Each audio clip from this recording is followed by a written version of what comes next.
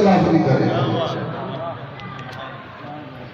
بعض لوگ کہتے ہیں جی ایک ایسے بھی ہے شخصیات وہ کہتے ہیں میں امام احمد رضا نو جدو آلہ حضرت کہنا تو میں نے بڑی تکلیف ہوتی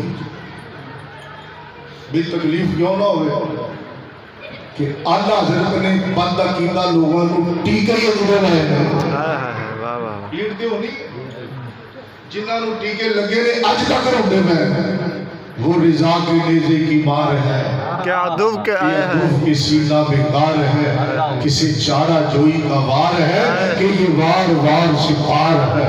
واہ واہ واہ واہ واہ. اور سنی ہونا یہ کوئی معمولی گل نہیں. اللہ نے قرآن فرمایا یوم تبیض وجوہ و تسود وجوہ. اللہ نے فرمایا قیامت والے دن کچھ چہرے سیاہ ہوں گے کچھ چہرے کے کالے ہوں گی کچھ چہرے نورانی ہوں گے کچھ چہرے سونے چمکتے ہوں گے. یہ جڑے نورانی چہرے نے یہ کنہ دے ہوں گے.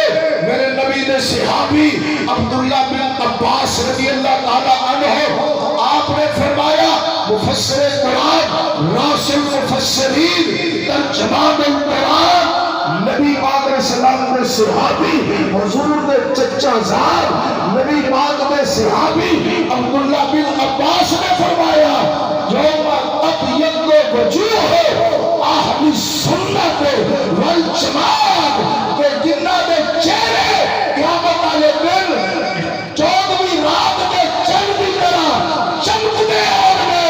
ایک کا نام اہل سنت والجماعت ہے.